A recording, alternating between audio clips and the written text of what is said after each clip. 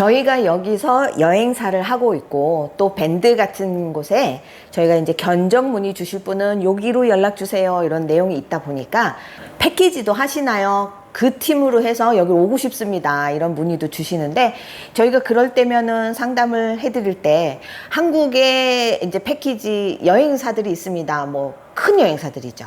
뭐 O로 시작하는 여행사, 뭐 아니면 H로 시작하는 여행사, M으로 시작하는 여행사 많이 있습니다. 그쪽으로 통하는 게 저희보다 저렴합니다 라고 안내를 해드리는데 혹시라도 오해를 살 수 있구나 라는 생각이 들더라고요. 아, 가끔? 예를 들면 저희 뭐 2명이 오려고 하는데요, 이렇게 문의를 주신 분들한테 글로 가십시오 거기가 더 쌉니다 하면은 2명이라 안 받으려고 그러나? 이렇게 오해를 살 수도 있을 것 같고, 그래서 여행의 스타일과 그 다음에 이제 그 부분에 대해서 저희가 해드릴 수 있는 부분, 여러분한테 좀 더 이득이 될 수 있는 부분으로 다른 쪽으로 또 돌리는 부분, 이런 것도 해서 같이 종합적으로 조금 안내를 해드리려고 합니다. 여행에 있어서 스타일이 몇 가지가 있는데 저 같은 경우는 한 4가지로 나눠보려고 해요. 이 세부뿐만이 아니라 다른 곳으로 갈 때도 마찬가지인데요. 자, 자유여행이 있고 패키지가 있습니다. 크게는 이 자유여행을 저는 또 반으로 좀 나눠서 구분을 짓고 싶어요. 2종류로. 하나는 처음부터 A부터 Z까지 나 스스로 해결한다 스타일이죠. 이동할 때도 대중교통을 이용하거나 걸어 다니거나, 그 다음에 식당이라든가 아니면 놀거리라든가 이런 것도 직접 부딪혀서 바가지를 쓰든 안 쓰든 관여없이 내가 다 부딪혀서 다니겠다 하는 스타일이 있고요. 그 다음에 또 하나의 자유여행은 가는 것까지 리조트 이런 것도 내가 좀 알아서는 가지만 놀거리 같은 경우는 내가 조금 벅찬 것 같다, 뭐가 있는지 잘 모르겠고 거기를 가는 방법 이런 것도 모르겠고, 여행의 일부분은 그 나라의 업체를 이용을 해서 예약을 하고 그 시간이 되면은 그 업체를 통해서 놀거리를 놀고, 또 나머지는 식사나 이런 건 자유여행을 하고, 이런 식의 자유여행이 있습니다. 일부분만 업체를 이용하는 거죠. 나머지는 이제 패키지인데 여행사에서 보면은 이렇게 짜여져 있어요. 무슨 리조트, 무슨 리조트, 무슨 리조트 중에 가면은 기본적으로 뭐 식사라든가 가이드라든가 뭐가 포함이 돼 있는 요 형식의 얼마 이렇게 딱 틀이 잡혀져 있는 그 스타일을 패키지라고 하는데요. 홈쇼핑에서도 여행 광고를 하죠. 이것도 일종의 패키지라고 할 수가 있어요. 그래서 정해진 금액에 내가 이게 마음에 든다 하면 거기에 신청을 해서 내가 모르는 다른 분들과 같이 모여서 여행을 하는 거죠. 나는 내가 또 조금 놀고 싶은 스타일이 있다, 그리고 가이드도 있었으면 좋겠고, 이 패키지 편의 시설에 내가 하고 싶은 좀 여행 스타일을 조금 더 부합시키고 싶다라고 해서 나만의 여행 스타일을 여행사에다 맡겨서 견적을 받는 거죠. 저희가 거기에 올렸던 견적 문의 받습니다 라는 스타일이 바로 요 4번째입니다. 자유여행 중에 배낭여행의 장단점과 아니면 일부 업체를 이용했을 때의 장단점, 요거를 또 비교를 해드리겠습니다. 자, 배낭여행의 장점, 일단은 낭만이 있죠. 이 단어부터 낭만이 있잖아요. 그렇죠. 낭만이 있고, 그 다음에 비용적인 부분에서 아무래도 좀 더 적게 듭니다. 좀 걷고 좀 뭐 버스라든가 이런 걸 이용하고 하기 때문에 비용에 있어서 확연히 차이가 납니다. 자유여행을 다니다 보면 또 그 자유여행을 즐기는 다른 나라의 사람들과 마주쳐서 좀 더 어울릴 수 있는 기회, 이런 것들이 조금 더 많다고 해야 되나요? 지금 약간의 그런 판타지가 있지 않을까 생각합니다. 그러니까 낭만. 예, 그 새로운 사람을 만나고 거기에서 뭔가 또 썸도 타고. 왜 너 또라고. 하여튼 배낭여행은 낭만인 것 같아요. 그게 가장 큰 장점이고, 이제 경비에서도 그렇고. 하지만은 단점이 있죠. 단점은 어느 누구도 내가 이렇게 고생했다라는 거를 안 올려요. 이 더운 나라에서 땀을 정말 우리 요 앞에 살짝 지나가도 땀이 폭포수처럼 흐르거든요. 여기서 휴게소가 만만치가 않아서 아주 더러운 휴게소를 이용을 하고 뭐 이런 거를 실질적으로 이거 나 지금 가는 동안 너무 힘들다 이런 내용은 안 써요. 그냥 살짝 거기에는 조금 뭐가 불편하니 이런 거 알고 계십시오라고만 얹을만 할 뿐이지, 본인이 겪었을 때 힘들었던 부분을 리얼하게 표현은 잘 안 하더라고요. 제가 가끔 이제 인터넷이나 이런 거 세부에 대한 정보든 어디 여행 정보를 좀 이렇게 보다 보면은 순수 배낭여행 하신 분들이 이런 글을 올리는 경우가 있어요.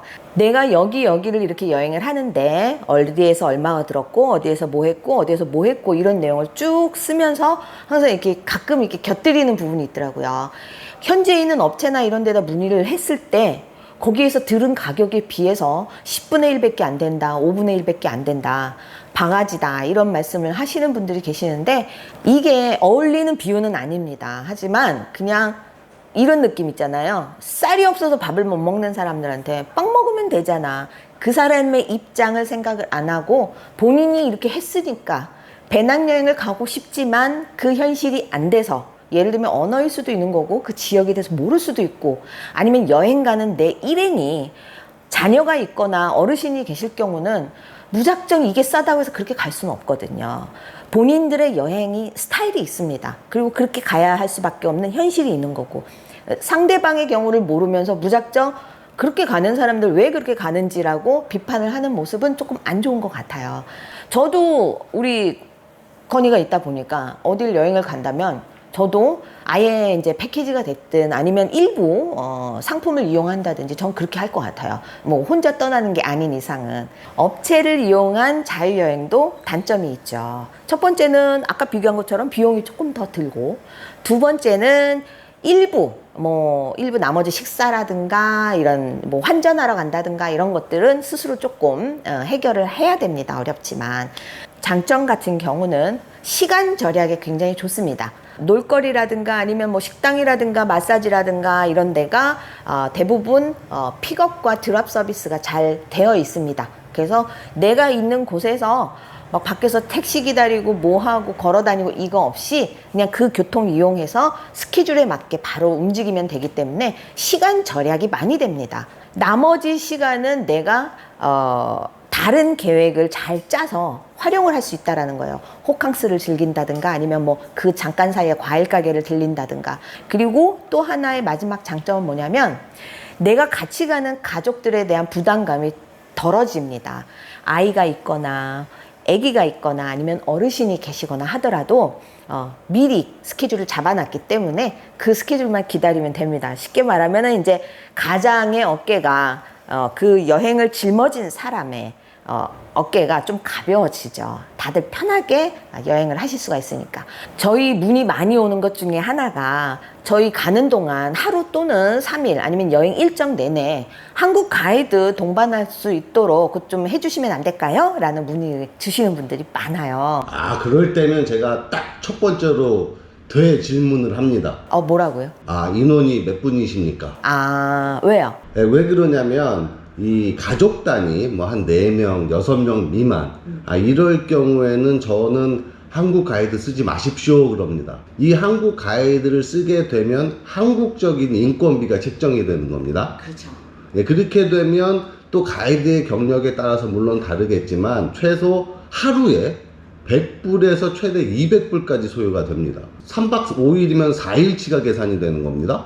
그럼 800불 이것만 해도 돈 100만 원입니다. 그렇죠. 그러면은 한 가족 단일 경우에는 이 100만 원으로 놀거리 하나를 또 놀 수가 있어요. 아니면 더 좋은 호텔로 가실 수가 있는 겁니다. 그렇죠. 근데 이걸 또 오해하셔서 인원이 작아서 돈벌이가 안 되니까 거절을 하는 거 아니냐라고 또 생각하시는 분들도 계실 텐데 절대 그건 아닙니다. 최대한 그 질문해 주신 분한테 가장 이익이 되는 쪽으로 알려드리거든요. 근데 이런 게 힘들어서 이 안에 여행 중에 요 부분을 해결해 주십시오 할 때는 저희가 하고 있는 그런 이제 여행 일정이나 이런 거를 소개해 드리고요. 그렇지 않은 한은 한국의 여행사를 통해서 이렇게 문의를 하시고 이렇게 해 보십시오. 저희한테 리조트 문의하시는 분들 많으시죠. 저희 뭐라고 해요? 리조트 땡땡 찾아보세요. 거기 훨씬 쌉니다. 그쪽으로 예약하세요 라고 하거든요. 될 수 있으면은 여행 경비를 좀 줄이고 이득이 되는 쪽으로 저희가 먼저 안내를 해드립니다. 이 한국 가이드가 여행 일정에 있어야 된다라고 하시는 분들은 패키지 여행을 하셔야 됩니다. 아까 제가 설명드린 패키지의 종류가 있죠.